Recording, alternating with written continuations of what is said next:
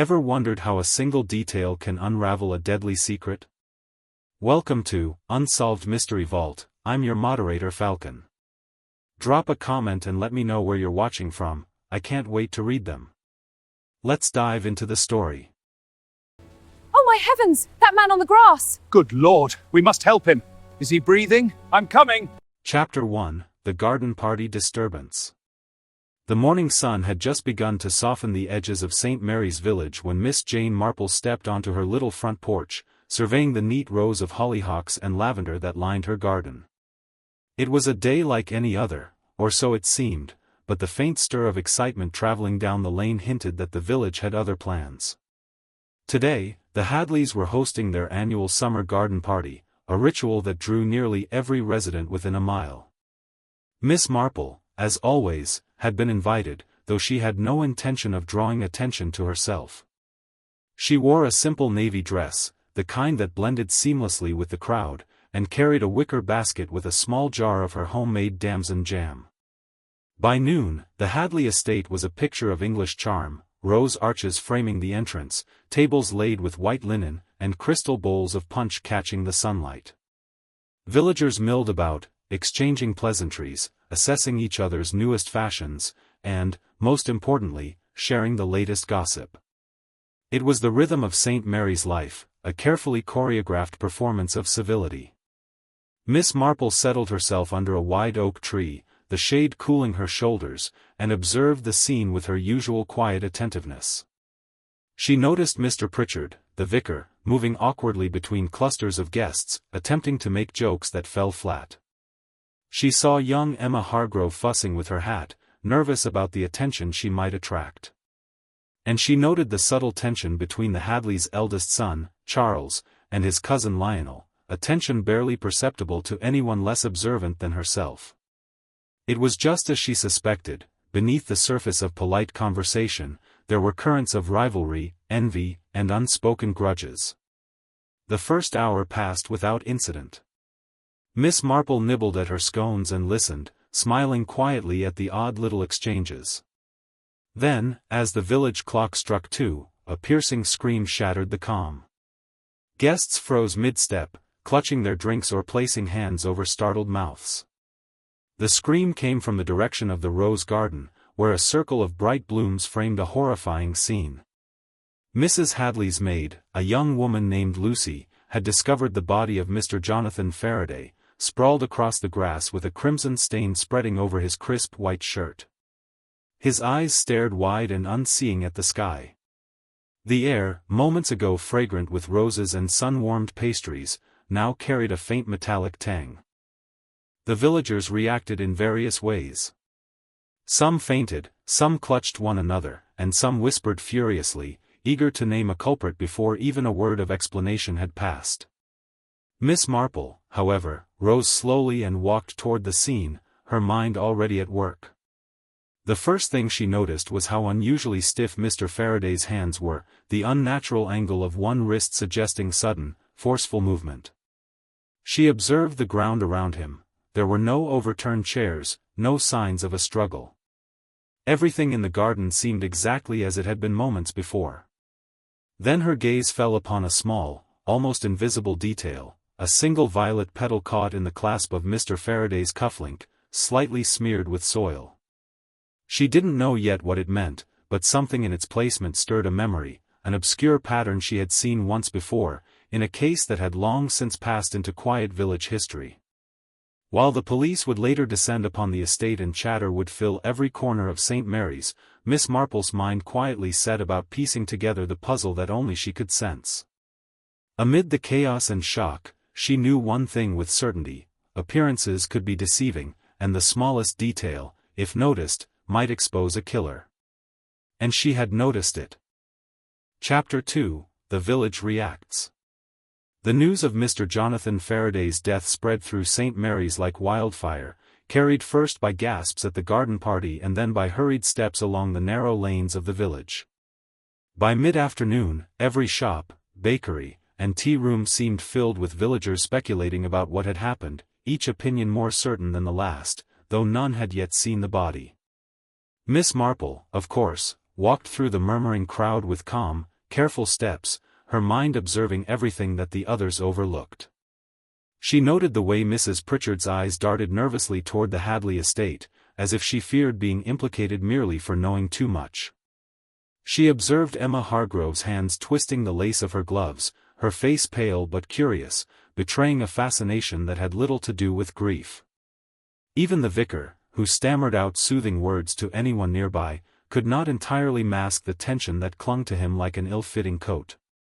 By the time Inspector Lacey arrived, the village had formed its own unofficial inquest. People gathered in small groups, whispering, pointing subtly, and glancing around as if the mere suspicion of being overheard might betray a hidden truth. It must have been Charles Hadley, one matron insisted, her voice low and urgent. He's always been jealous of Jonathan's position at the estate. Everyone knows it. Perhaps it's Lionel, another countered, her tone sharper, almost gleeful. They argued only last week over some trifling inheritance. Jonathan had that stubborn streak, he wouldn't bend, and Lionel, well, you know how he can be. Miss Marple smiled faintly to herself, but did not speak. It was always remarkable how quickly people leaped to assign guilt, each explanation reflecting their own prejudices rather than reality. She could see that the village's assumptions were as revealing as any confession, a mirror of the hidden tensions that shaped daily life in St. Mary's. At the Hadley estate, the garden party lay in disarray. The tables remained set, but the laughter and clinking of teacups had been replaced by solemn discussion. Inspector Lacey, a competent but somewhat conventional man, was taking statements, scribbling notes as villagers recounted what they had seen, or imagined they had seen.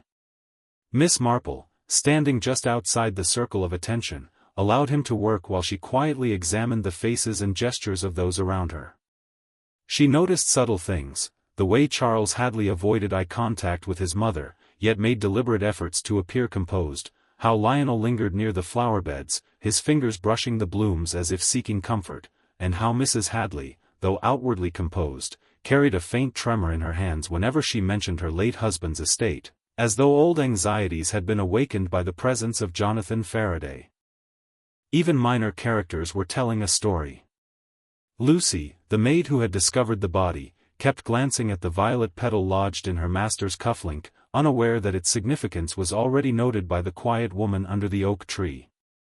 She fidgeted with her apron, recounting the horror of the moment repeatedly, each retelling slightly more dramatic than the last. By mid-afternoon, gossip had crystallized into multiple, competing theories. Some villagers insisted it was a crime of passion, while others suggested financial motive. A few whispered about dark family secrets long thought buried. Miss Marple listened, storing every word, observing every twitch and hesitation, understanding that truth often lay in the contradictions and inconsistencies of human behavior. Inspector Lacey, aware of the village's eagerness for resolution, suggested that the initial investigation begin with the most obvious suspects, Charles and Lionel Hadley. The villagers, unsurprisingly, cheered this decision as though justice had already been served. Miss Marple, however, remained unconvinced. The stiffness of Jonathan Faraday's hands, the absence of signs of struggle, the solitary violet petal, all hinted at something far subtler than a heated quarrel or a simple act of revenge. As the crowd slowly dispersed, she approached Mrs. Hadley, offering quiet condolences. "I do hope the inspector finds some answers soon," she said softly, watching the lady's reactions with careful eyes. Mrs. Hadley nodded, her lips pressed tightly together, and then suddenly, almost imperceptibly, her gaze flicked to her eldest son. Miss Marple noticed it, committing it to memory. By evening, the village had settled into an uneasy rhythm. Shops closed early, and the normally bustling lanes were hushed, the conversation replaced by anxious speculation. Miss Marple returned home, carrying her basket and her thoughts alike. She knew that the next steps in unraveling this mystery would require patience, careful listening, and an attentive eye for the details that everyone else dismissed. She set down the basket and allowed herself a small smile. The village had already begun to reveal its secrets, just as she had suspected. And somewhere among those secrets, the truth of Jonathan Faraday's death awaited discovery, if only one knew where, and how, to look. Chapter 3, Early Investigation. The following morning, St. Mary's Village awoke under a muted sun, the usual hum of daily life subdued by the lingering shock of Jonathan Faraday's death. The Hadley estate had been cordoned off, its gates guarded by Inspector Lacey and a small contingent of constables. Curious villagers drifted past, hoping for scraps of information, but most were kept at a polite distance.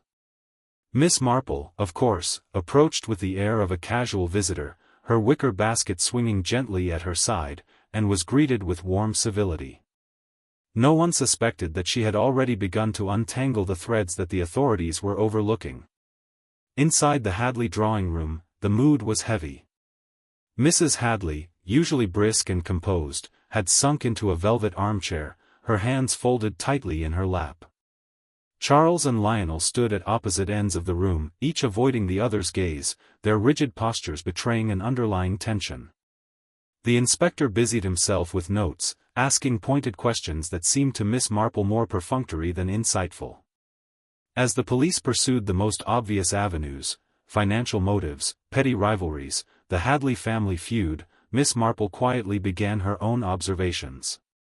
She noted the subtle traces of anxiety in the household, the faint smear of soil on Mrs. Hadley's sleeve, suggesting she had been in the garden in the early hours, the nervous energy in Charles's hands, which twisted a silver cufflink repeatedly, and Lionel's careful avoidance of the drawing-room window, as though he feared someone might see him from outside.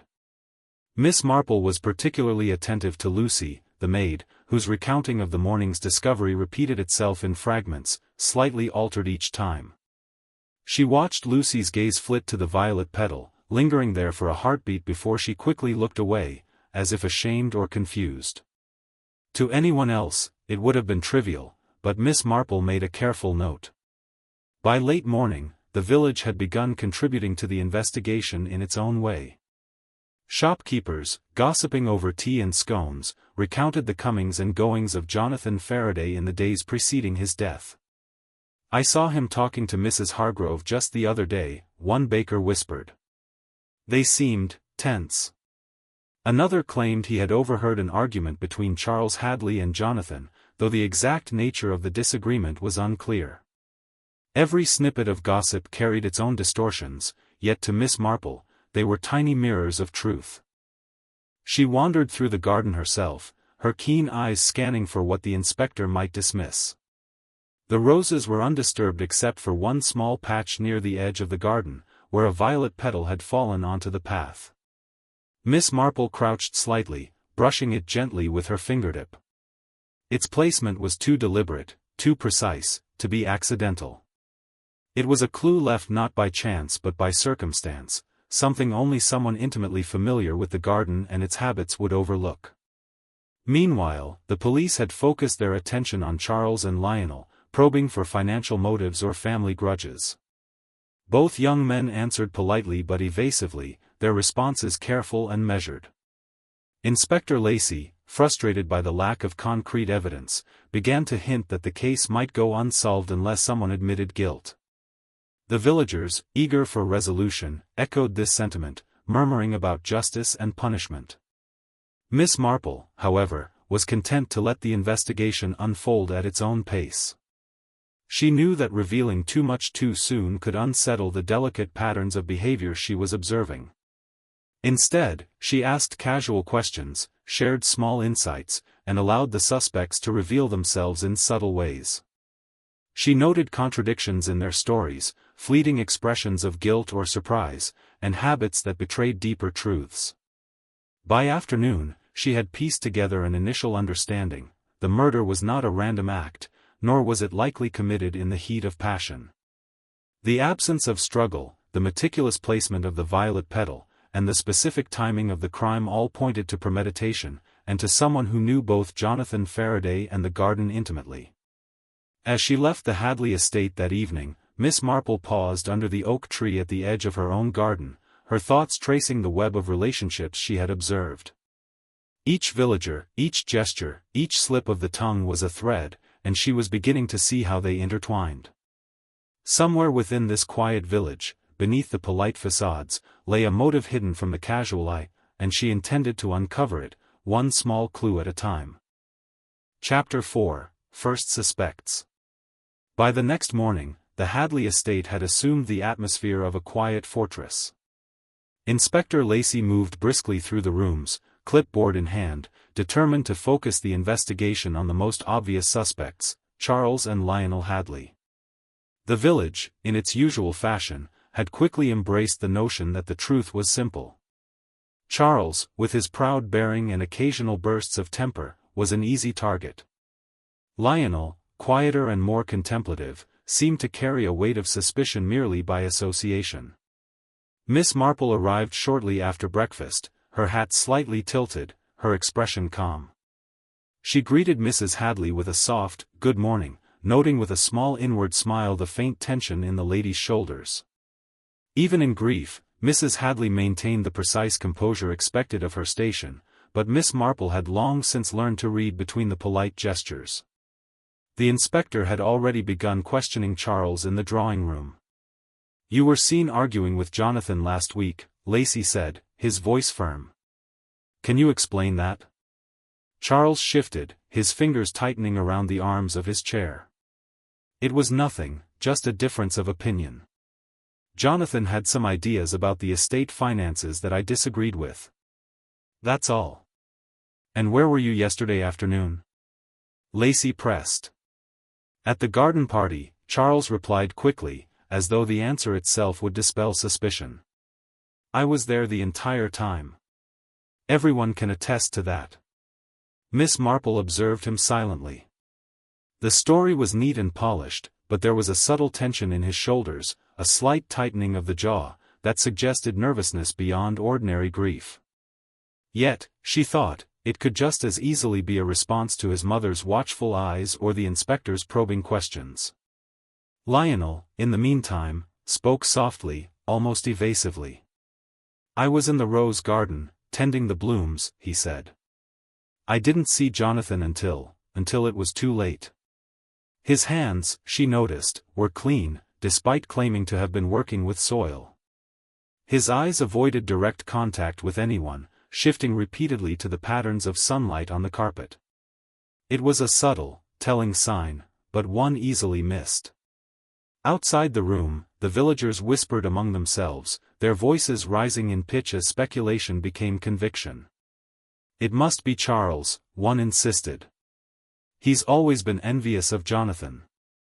Another countered, "No, Lionel is far cleverer, he could plan something like this." Miss Marple smiled faintly. It was always remarkable how people projected their own ideas onto others, seeing motives where none existed. Miss Marple, however, found her attention drawn elsewhere. She returned to the spot near the rose garden where she had noticed the violet petal the day before. Carefully, she examined the surrounding area. There were no footprints, certainly none belonging to a hurried intruder. The placement of the petal was deliberate, yet precise, as though placed by someone familiar with both Jonathan Faraday's habits and the subtle layout of the garden. That evening, she met quietly with Lucy, the maid, under the pretense of offering comfort and tea. "You were quite brave yesterday," Miss Marple said gently, observing Lucy's eyes flicker toward the cuffs where the violet petal had clung.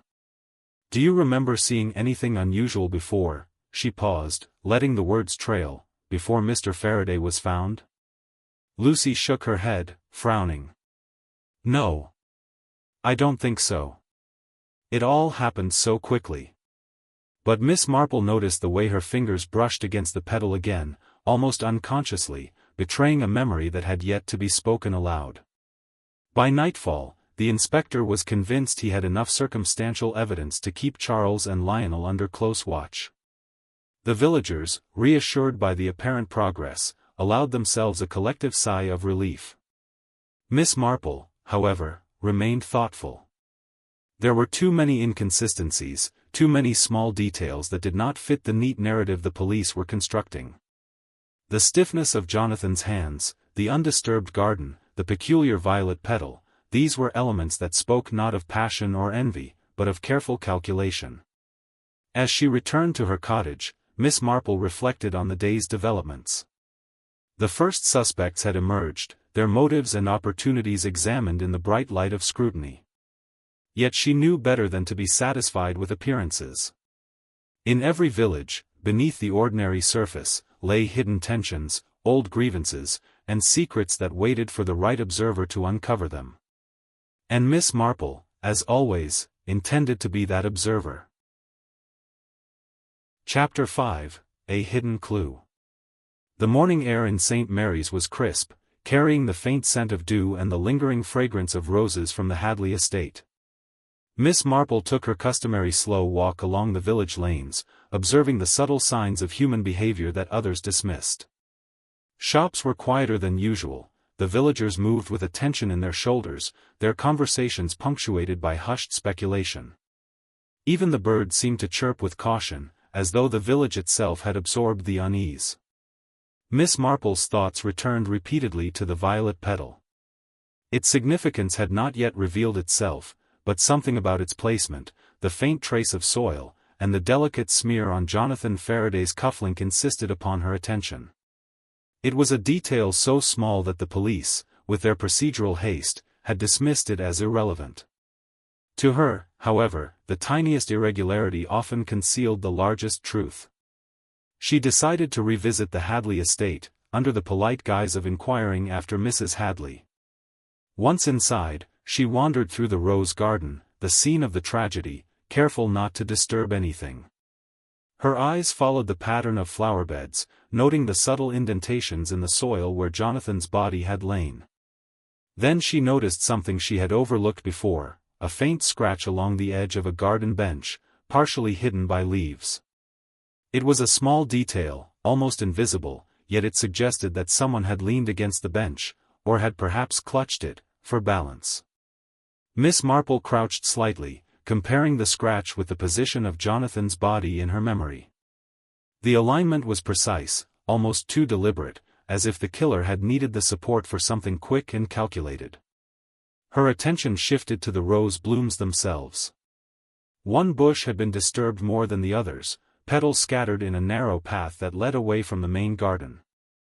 Among them, another violet petal, identical to the one she had already noticed, rested near the garden wall. It was faint, easily missed, yet unmistakable to someone with an eye for subtle patterns.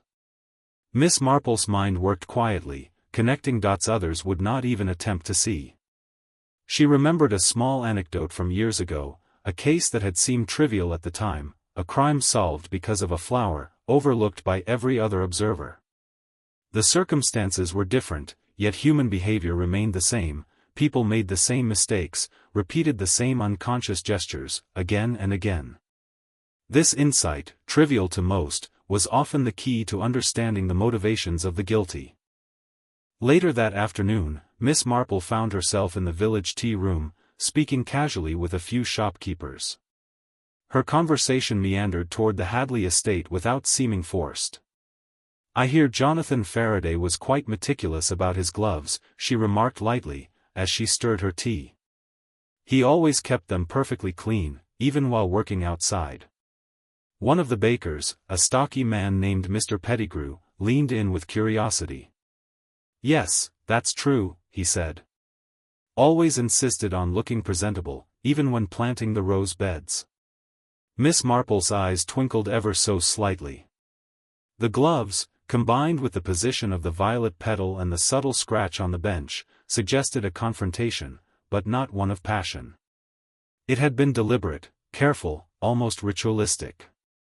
And whoever had committed the crime had counted on others overlooking the smallest details. By evening, the village had begun to whisper about hidden motives and family secrets with renewed fervor, but Miss Marple saw beyond the surface chatter. She understood that the murderer was someone calm, familiar with Jonathan Faraday's routines, and capable of subtle manipulation. The obvious suspects, the Hadley sons, still remained under scrutiny, yet she knew they were only pieces in a larger puzzle. Returning to her cottage, Miss Marple reflected on the clues she had gathered. The violet petal, the scratch on the bench, the undisturbed garden, all suggested a murderer who planned with precision and understood human behavior. Most importantly, she realized, the crime could not have been impulsive. It had been calculated, measured, and executed with confidence that only comes from intimate knowledge of the victim. She sat quietly by her fire that evening, knitting her fingers together, her mind tracing every small observation she had made. The village, for all its chatter and speculation, was blind to the true significance of these details. Only one person, she knew, could see the crime as it truly was, and only by following the hidden trail of subtle clues would the murderer eventually reveal themselves. Miss Marple, as always, intended to see it through to the very end. Chapter 6: Confrontations and Secrets. The village of St. Mary's had settled into a tense quiet over the following days, though beneath the surface, currents of suspicion ran stronger than ever. Miss Marple, as always, moved through these currents with careful grace, her sharp eyes noticing subtleties others missed. She visited the Hadley estate each morning, ostensibly to check on Mrs. Hadley, yet her true purpose was far more deliberate. She listened, observed, and allowed the villagers' words and gestures to reveal what they might otherwise conceal. That morning, she found Mrs. Hadley in the drawing-room, her face pale but composed, staring absently at a photograph of Jonathan Faraday. "It is so hard to believe he is gone," she said softly. Miss Marple responded gently, keeping her voice light and conversational, as though their discussion had no bearing on the murder. Yet she noted every small tremor, every pause, and every flicker of the eyes, storing them quietly in her mind. Later, in the rose garden, Charles Hadley arrived, attempting to appear casual. "I suppose people will always think the worst of me," he said, forcing a laugh that fell short. Miss Marple replied softly, "People do tend to speak before they think. And sometimes they see only what they expect to see." He frowned slightly, his eyes narrowing. She noticed how easily his gaze flicked to a certain patch of disturbed soil near the garden wall, and she made a mental note of it. By mid-morning, Lionel arrived, ostensibly to tend the roses, though his movements betrayed an unease he could not conceal. He lingered near a bench that Miss Marple had already inspected, brushing his fingers against its edge as though unconscious of her observation. Miss Marple watched him carefully, noting that his hands were cleaner than one would expect from gardening, and that he avoided looking directly at the flower's path where the violet petals had fallen. As the three of them worked, or pretended to, Mrs. Hargrove appeared at the garden gate, a letter clutched in her hand. She approached Mrs. Hadley with exaggerated delicacy, speaking in soft tones. Miss Marple observed the exchange. There was a subtle tension, a careful choreography of civility masking something sharper beneath. "It is from Jonathan's solicitor," Mrs. Hargrove explained, handing over the envelope.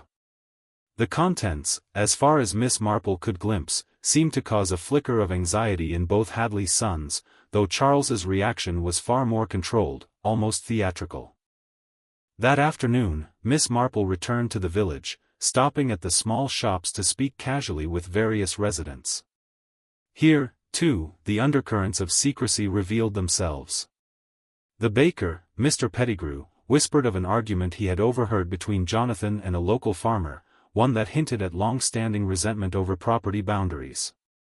The milliner, Mrs. Linton, mentioned a disagreement between Emma Hargrove and Jonathan, concerning a minor inheritance, yet Miss Marple suspected there was more behind Emma's nervous glances and quiet defensiveness. Returning to the Hadley estate as dusk approached, Miss Marple found herself alone with Mrs. Hadley in the drawing-room.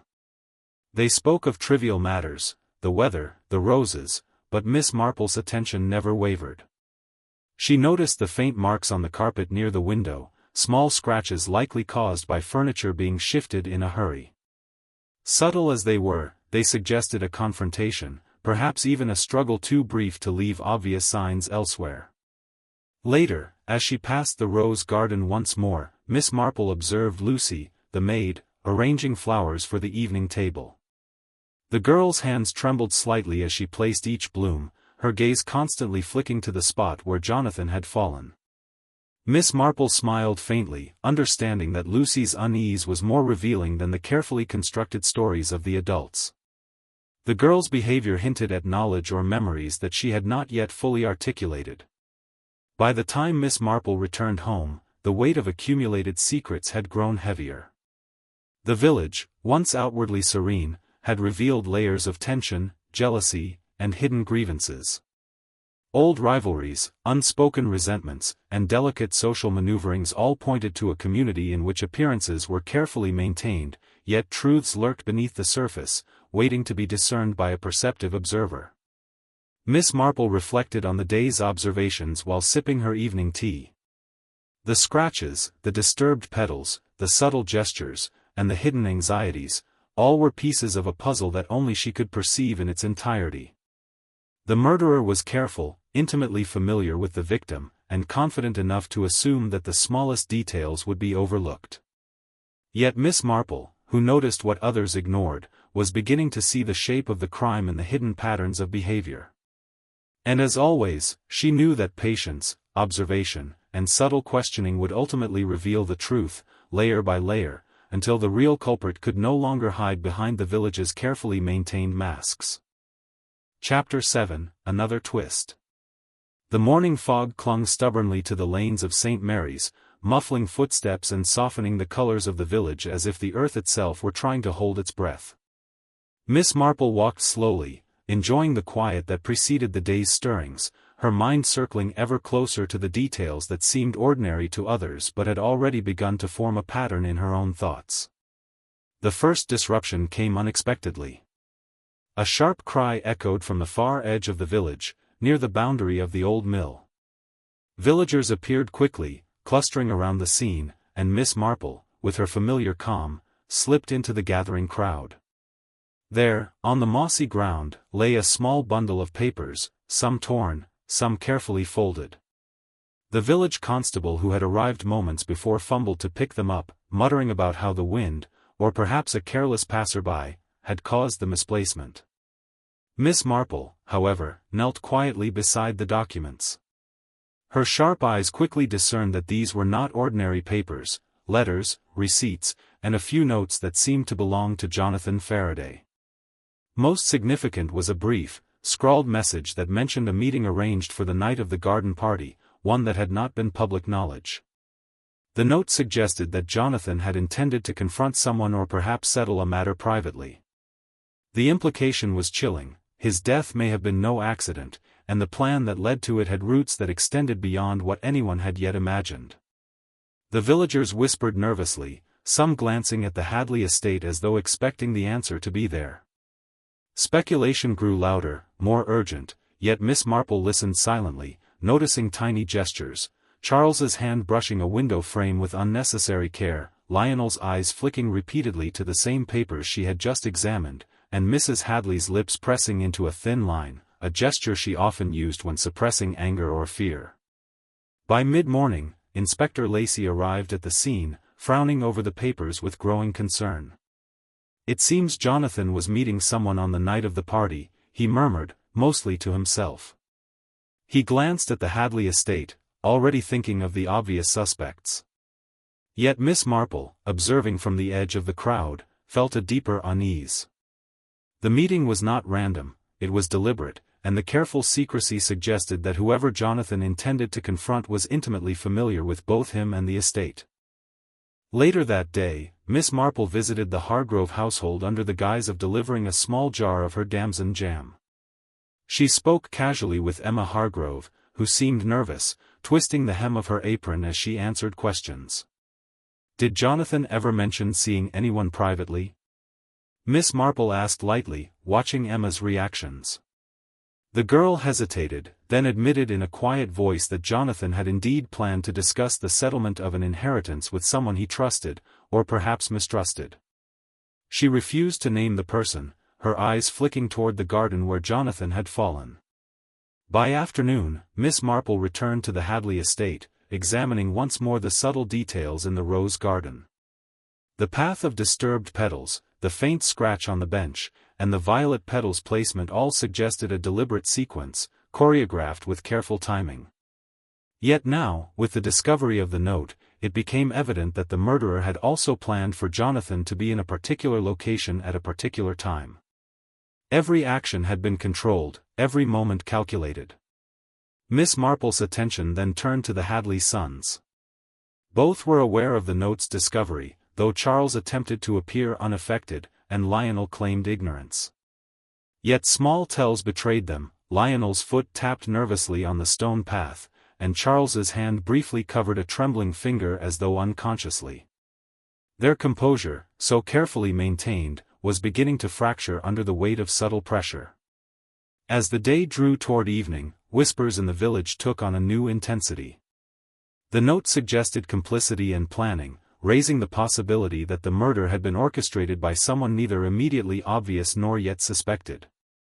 Miss Marple, however, felt a quiet satisfaction. The hidden threads were beginning to reveal themselves, and she was closer than ever to understanding how the murderer had manipulated every detail. Returning to her cottage that night, Miss Marple settled into her chair by the fire, her mind piecing together the events of the day. The discovery of the note had shifted the narrative entirely. The murder was premeditated, carefully executed, and guided by knowledge of both the victim and the village's intricate social patterns. The pieces of the puzzle, small, precise, and seemingly insignificant, were finally beginning to converge. And Miss Marple, as always, knew that the true revelation would come not from the loud confessions of the obvious suspects, but from the subtle reactions, the concealed gestures, and the tiny, almost invisible clues that only a careful eye could perceive. She would watch and wait, as patience and quiet observation had always revealed what haste and assumption could not. Chapter 8, Miss Marple's Final Test. The morning sun filtered gently through Miss Marple's lace curtains, casting delicate patterns across the floor of her sitting room. She sat with a cup of tea in hand, her keen eyes fixed on the flickering fire, yet her thoughts were far from idle. The discovery of Jonathan Faraday's note had shifted the puzzle, and she knew that the next stage required more than observation, it demanded subtle, careful testing of human reactions. Miss Marple began her day by visiting the Hadley estate, ostensibly to check on Mrs. Hadley and offer her sympathy. The widow received her warmly, though a faint tension lingered around her eyes, betraying a mind weighed with both grief and anxiety. Miss Marple spoke lightly, weaving ordinary conversation with seemingly innocent questions. "I hear the roses are particularly lovely this year," she said, allowing her gaze to linger on Charles and Lionel as they moved about the garden. "It must be rewarding, tending them so carefully."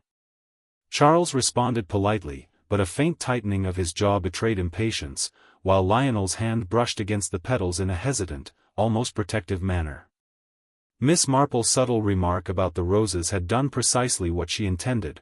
It provoked small, revealing reactions.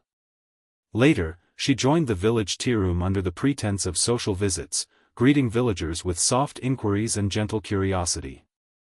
Her questions seemed mundane, but she carefully inserted references to the Hadley estate, to Jonathan Faraday's habits, and to the recent events surrounding his death. Each slip, each hesitation, each flicker of the eye became a clue, feeding the quiet web of deduction that Miss Marple had been weaving for days. By mid-afternoon, she returned to the garden. This time, she lingered near the bench where the scratch had been discovered, watching how Charles and Lionel interacted with the space. Charles leaned casually against the edge, but his hand trembled slightly as he traced a line along the wood, betraying a faint recollection of force applied at that spot.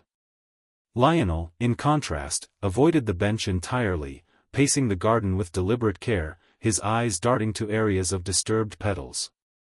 The subtle contrast between their behaviors spoke volumes. One reacted with subconscious guilt, the other with avoidance born of fear or secrecy. Miss Marple also took care to observe Mrs. Hargrove when she appeared, carrying letters and documents from the solicitor. She remarked lightly on Jonathan's habit of planning meetings in private, watching as Emma's expression shifted imperceptibly. A faint flush crept across her cheeks, and she glanced toward the Hadleys, as though torn between loyalty, fear, and obligation. Miss Marple filed this away quietly. The girl's unease was an echo of truths yet to be spoken. Later in the afternoon, she engaged Lucy, the maid, in casual conversation while they arranged flowers in the drawing room. "You were very brave on the day it happened," Miss Marple said, her voice gentle. I imagine seeing the petals on Jonathan's cuff must have been curious, if unsettling. Lucy's fingers twitched nervously as she responded, I suppose so. I just wish I had noticed sooner. Her hesitation, the almost imperceptible shift in posture, revealed that she remembered something she had yet to articulate fully. By evening, Miss Marple had pieced together a subtle but compelling map of behavior. Charles's controlled yet tensioned gestures suggested knowledge of the moment of the attack, Lionel's avoidance and nervous pacing hinted at awareness without direct involvement, Emma Hargrove's fleeting discomfort suggested partial complicity or knowledge, and Lucy's trembling hands indicated she had seen more than she admitted. Each reaction, small though it was, served as a thread leading toward the true pattern. Returning to her cottage that night, Miss Marple reflected quietly by the fire. Observation alone would not be sufficient, she would need to allow the murderer to reveal themselves through natural behavior, guided by subtle provocation. Patience, she knew, would be her greatest tool, for those who commit careful crimes often underestimate the quiet, watching eyes of an attentive observer. She set her teacup down and smiled faintly. The pieces of the puzzle were now within her grasp, but the final test, delicate, psychological, almost imperceptible, would determine who had the knowledge, the intent, and the nerve to commit the crime. And Miss Marple, as always, was prepared to wait for the smallest sign that would expose the truth. Chapter 9, The Reveal. The following afternoon, a faint chill lingered in the air, though the sun cast long, warm shadows across the village lanes. Miss Marple arrived at the Hadley estate under the pretense of visiting Mrs. Hadley yet again, carrying her small basket of preserves. Inside, the drawing-room was quiet, the household subdued by days of uncertainty and whispered speculation. She noted, as always, the smallest gestures, Charles's fingers drumming lightly against the arm of his chair, Lionel's restless pacing, and Mrs. Hadley's carefully restrained sighs. Miss Marple had called them all together, a casual gathering framed as an afternoon tea, though she had every intention of observing their reactions with precision. As she poured tea, she spoke lightly, drawing attention to the roses in the garden, the sunlight catching the petals, and, almost incidentally, the habits of Jonathan Faraday. He was always so careful, wasn't he? She said, her voice gentle. Even the smallest details seemed to matter to him. Charles's eyes flickered briefly to the bench, then away, his jaw tightened. Lionel's hand brushed against a folded napkin on the table, a subtle motion, almost imperceptible, but to Miss Marple it spoke volumes. Emma Hargrove shifted in her seat, glancing toward the brothers, her lips pressed into a thin line. Lucy, arranging sugar cubes on a tray, trembled slightly as her gaze fell to the tablecloth, almost as if she were bracing herself for what might be said. Miss Marple continued, speaking softly, almost conversationally. It's remarkable how much we overlook, isn't it? A single flower petal, or a faint scratch, can reveal a story no one expects. She let her words hang, observing how each individual responded. Charles tensed, Lionel averted his eyes, and Emma's face paled subtly. The clues were aligning, and Miss Marple's quiet game had begun to bear fruit. I recall seeing Jonathan only a few days ago, she said, her voice warm but pointed, taking particular care of his gloves before leaving the house. One wouldn't expect such a meticulous habit to matter, but of course, in some situations, the smallest things can tell us a great deal. She paused, letting her gaze sweep across the room. Charles shifted uncomfortably, Lionel's hands tightened around his teacup. Miss Marple then reached into her basket and, with deliberate care, removed a single violet petal. She laid it on the table in front of the group. I found this, she said softly, tucked into Jonathan's cufflink, and later, another near the garden bench. It seemed insignificant, yet it led me to understand something very important about the events of that day. She watched closely as the reactions unfolded. Charles's eyes widened just slightly, then narrowed in a fleeting attempt at composure. Lionel's lips pressed together, and his gaze shifted downward, focusing on the petal as though trying to convince himself it meant nothing. Emma's hand trembled slightly, and Lucy's face turned pale, her fingers brushing her apron unconsciously. Miss Marple spoke again, her voice steady, measured. Jonathan's death was not a result of a sudden quarrel or a random accident. It was carefully planned. The perpetrator knew his habits, the layout of the garden, and how to manipulate those around him. They expected the smallest details to be overlooked, but they were not. A heavy silence fell over the room. Miss Marple's eyes rested momentarily on each of them, noting the micro-expressions, the tiny hesitations that gave away far more than words ever could. Then, with her characteristic gentle decisiveness, she turned to Emma Hargrove. "You knew of the meeting Jonathan planned on the night of the garden party, did you not?" Emma's lips parted slightly, but no words came. Miss Marple continued, her gaze soft but unyielding. "And yet, you did not warn him. Perhaps you hoped to protect someone, or perhaps to manipulate events yourself. But your silence, though it seemed small, allowed another to act." All eyes shifted to Charles and Lionel. Miss Marple's next words were quiet, almost casual, yet each syllable landed with precision. "The scratches on the bench, the placement of the petals, the meticulous arrangement of Jonathan's gloves, all point to someone who executed the plan with care. Someone who watched him, studied him, and waited for the right moment. And that person was not the one we first suspected." She rose slowly, placing her teacup gently on the table. "Charles Hadley and Lionel Hadley, you were observed, yes, but neither of you moved with the deliberate intention required. The perpetrator was far closer to Jonathan than any of us imagined. They counted on our assumptions, on our attention being distracted by the obvious. But assumptions can deceive, and careful observation does not." Emma's hands twisted together in her lap. Lucy's eyes widened, and Miss Marple, with the faintest of smiles, spoke the words that drew the room taut with revelation. "It was you, Mrs. Hargrove. You knew Jonathan would be in the garden at that precise moment, and you ensured that no one would intervene. Your fear, your silence, and the careful orchestration of small details, all revealed the truth before it was spoken aloud. And the violet petals, the scratches, the precise placement of his gloves, they were the final proof that led me to see what otherwise would have remained hidden." A gasp escaped Mrs. Hargrove, her composure breaking entirely. The truth, so carefully concealed for days, lay bare under Miss Marple's quiet, unwavering observation. The village's intricate web of secrets had unraveled, and justice, gentle but inexorable, had been revealed. Chapter 10, Aftermath. The village of St. Mary's was quieter than usual that morning, as though it, too, had absorbed the shock of revelation.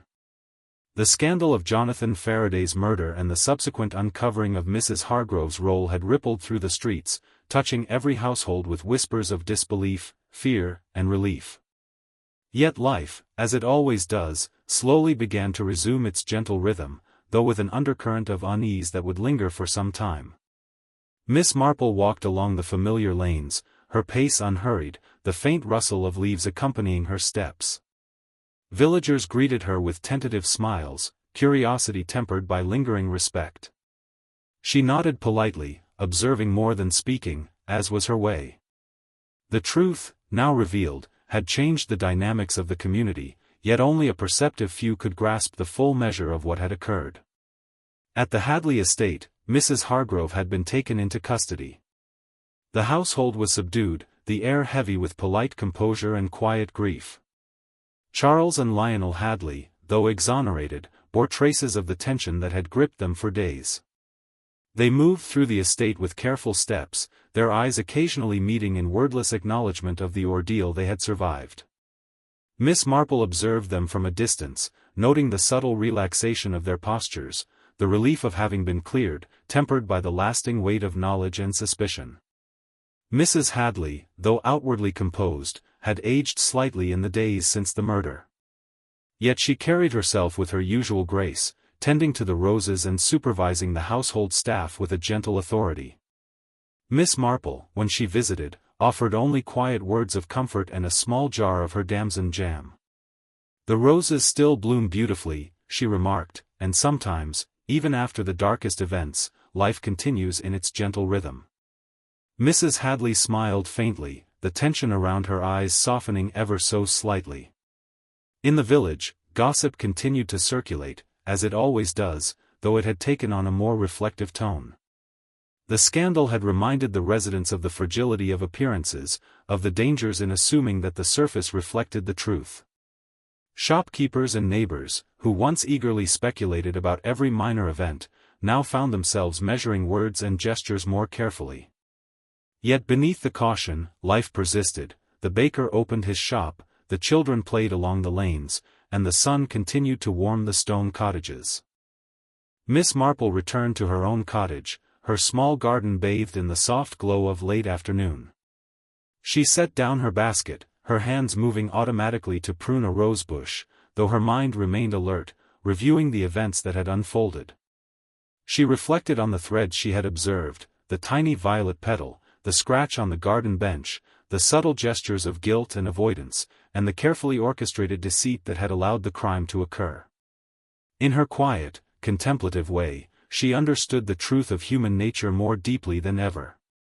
People were capable of extraordinary care, cunning, and calculation, but they were also predictable in their habits, their gestures, and the small details they overlooked. It was in those overlooked details, the nearly invisible traces of behavior, that the real story of the crime had been revealed. Miss Marple sat back in her chair, her fingers lightly resting on her knitting. The village, now forever altered by the revelation, would heal in its own time. The Hadley estate, the Hargroves, and the other residents would move forward, though each would carry a memory of this dark episode. And for Miss Marple, the satisfaction was quiet but complete.